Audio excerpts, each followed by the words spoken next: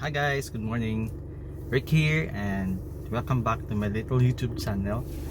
So for today's video, I will be going somewhere else.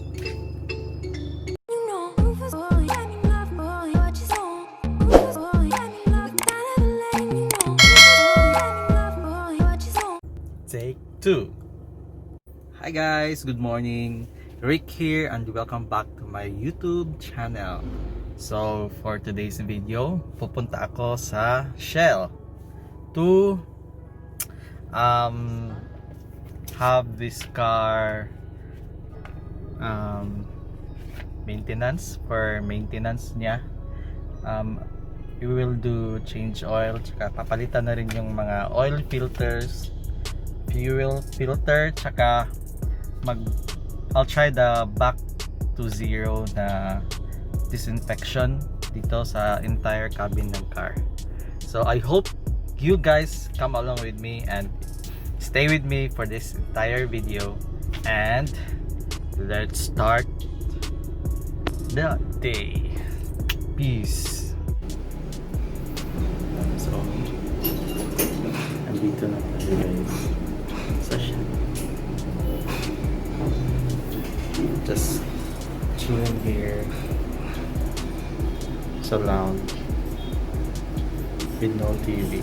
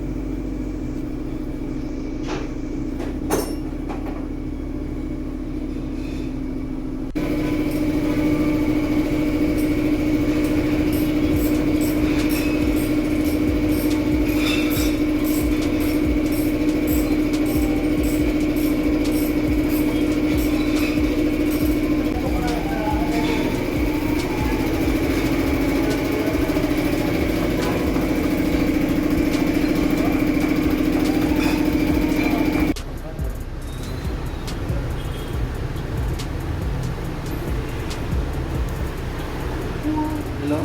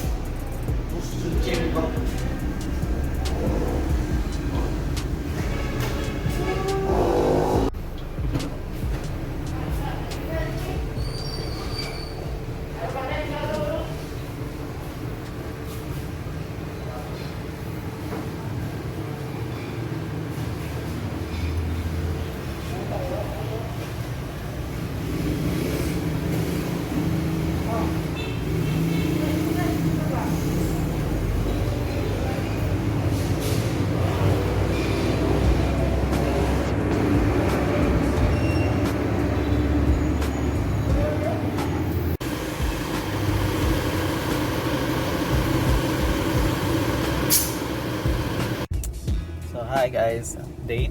Kakatapos ko lang sa Shell and I think the entire process only took about 1.5 hours, including the bac-to-zero na disinfection or sanitation. I would say after the sanitation, it feels and smells good. I don't know what formula na inad or nilagay dito sa usok, but I really like the smell after the sanitation. Hoping that it kills bacteria or any viruses. So napaka importante na bagay yun, especially in these times. So yeah, and I forgot to mention also that aside from replacing the oil filter at saka fuel filter, yung coolant ko is medyo kulang yung coolant, so I need to add up at least half a liter para to have the temperature, the radiator, yung coolant ng radiator is back to normal. So that's a wrap, guys. Thank you for watching my video, and I hope you guys follow me at saka see you on my future videos soon. Stay safe, stay hydrated, and stay happy all the way. Peace, yo.